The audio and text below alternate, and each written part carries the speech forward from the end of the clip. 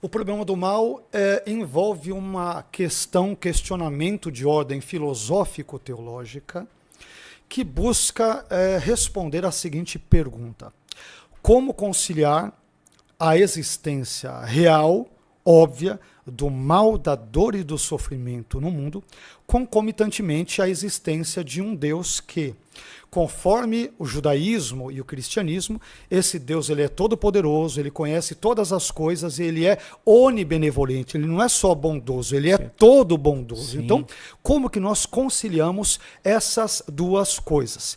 E aí, para tentar resolver isso, alguns estudiosos acabaram criando algumas teodiceias. O que é a teodiceia? Como você muito bem citou, a palavra teodiceia vem do grego theos, Deus, de que? Justiça, ou seja, justiça de Deus, mas isto passou para a história com o seguinte sentido: como nós podemos dizer que Deus é justo? Ou como podemos justificar a sua existência, de novo, concomitantemente à presença, por exemplo, do mal, da dor, do sofrimento, de desgraças, de guerras, como temos visto, estamos presenciando no contexto em que, ora, esse podcast aqui está, por exemplo, passando, envolvendo Israel, Hamas, aquela coisa toda. Então, como entendermos a existência de Deus com essa coexistência de males e assim por diante? E aí, Tarlis, os estudiosos trabalharam várias teodiceias, várias justificativas humanas, teológico-filosóficas e, por que também não dizer bíblicas, no intuito de buscar explicar por que o mal existe. Isso envolve várias teodiceias, e eu vou citar apenas algumas delas, as mais comuns, as mais presentes no nosso contexto. Certo.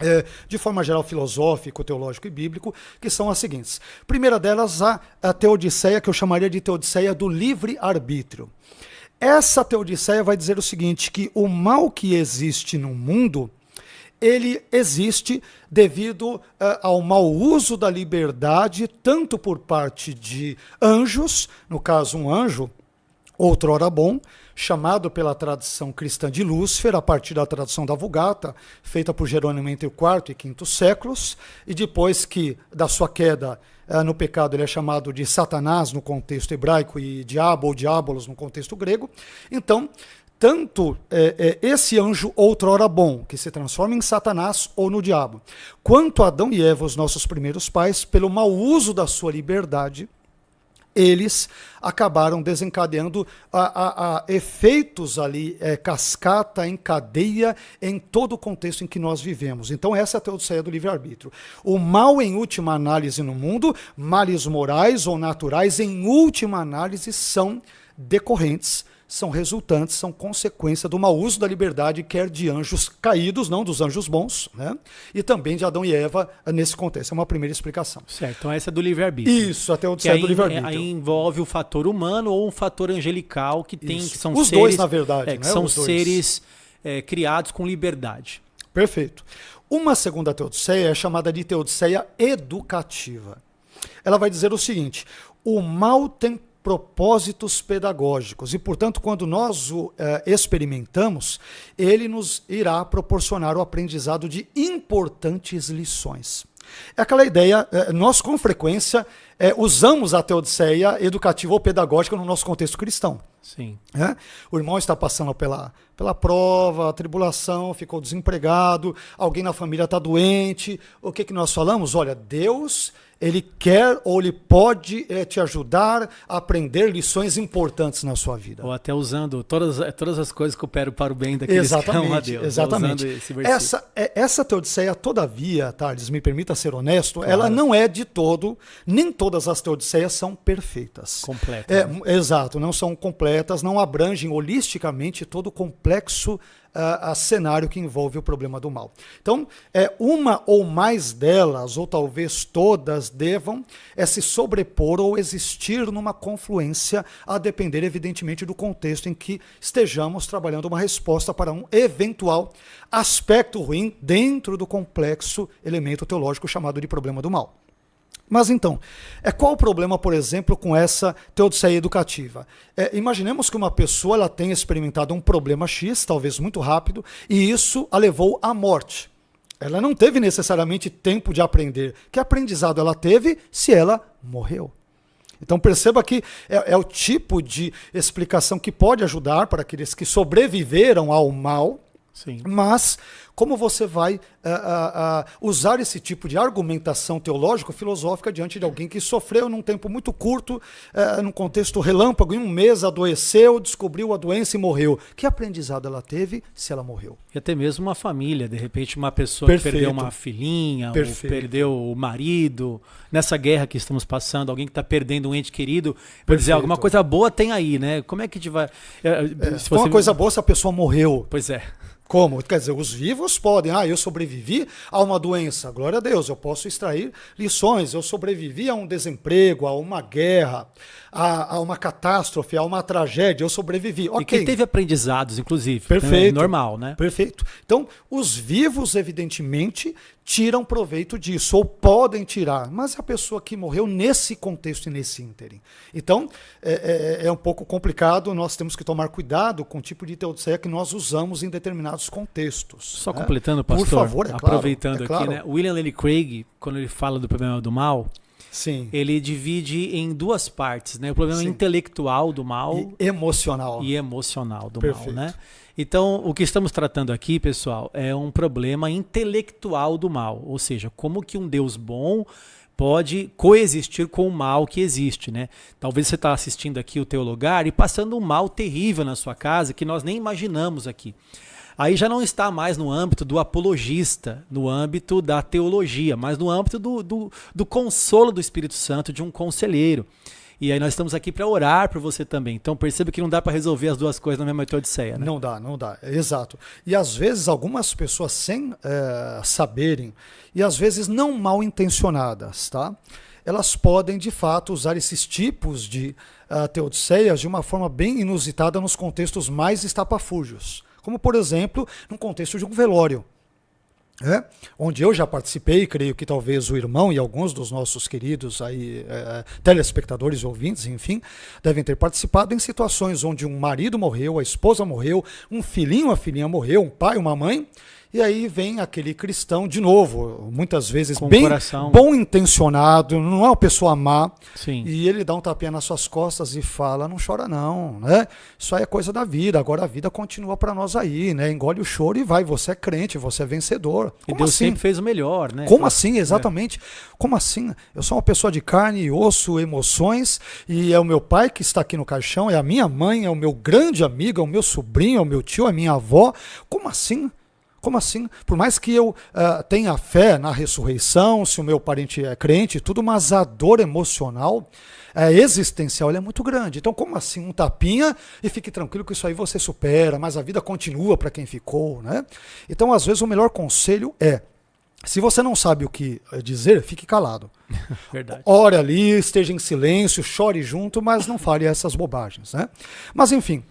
Então você falou do teodiceia do livre-arbítrio e teodiceia educativa ou pedagógica, né? Perfeito. Uma terceira é a teodiceia escatológica ou de recompensa. Usamos demais também no nosso dia a dia. Então a ideia é, no mundo por vir, tanto bem quanto mal serão recompensados.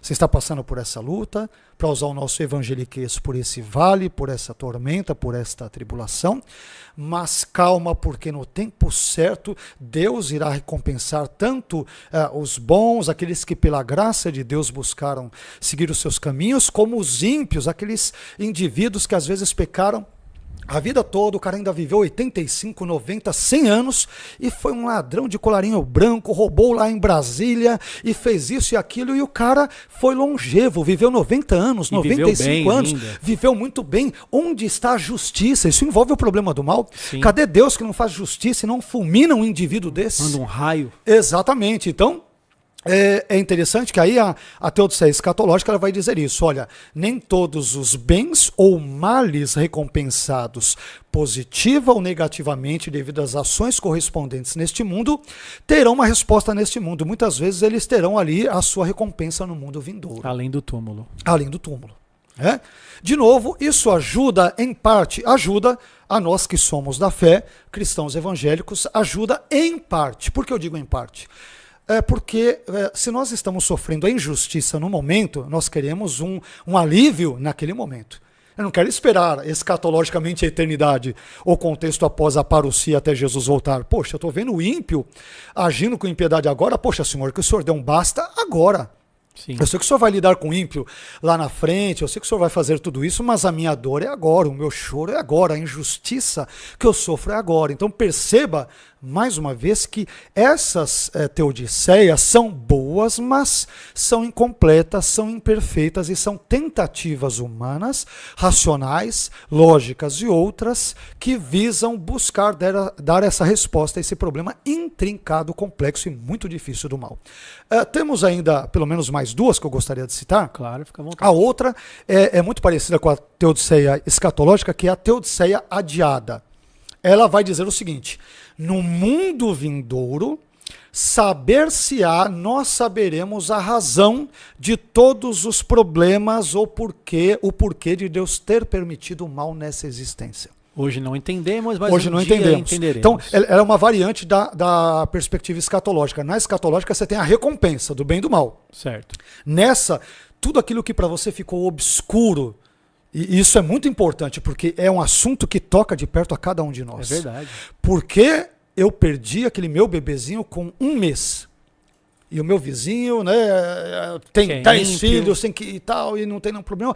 Por que aconteceu as coisas daquele jeito? Por que eu perdi o meu pai naquele desastre? Por que o meu filho morreu nas drogas daquele jeito, com aquela condição? Então, a teodiceia adiada vai dizer: calma, que no tempo certo, escatologicamente, no futuro, todas as obscuridades, todos os segredos, todas as dificuldades que temos teológicas e bíblicas, todas as nossas insatisfações emocionais, elas serão claramente ali delineadas, explicadas, e tudo ficará muito claro. Mas, de novo, isso resolve o problema de quem está sofrendo mal no momento, in loco, aqui e agora? É uma tentativa, mas ela não é totalmente completa bem também. sucedida, não é. E por fim, outra que nós usamos demais, somos peritos nessa, sobretudo nós cristãos evangélicos, é a teodiceia da comunhão. A teodiceia da comunhão vai dizer o seguinte: você está sofrendo? Calma. Porque o sofrimento, durante a experimentação do mal, da dor e do sofrimento, você não está sozinho, Deus está com você. Olha só, o Espírito Santo está com você, a palavra luta você de vai Deus. se aproximar mais de Deus. Exatamente, vai né? orar Aquela ideia mais. do C.S. Lewis, né? O sofrimento Ele é um megafone que Deus usa para despertar um mundo surdo à sua voz, né? Tudo bem, Deus está comigo, mas Deus só não poderia estar comigo tirando um pouco dessa dor, um pouquinho desses entraves, aliviando o fardo e assim por diante? Sim.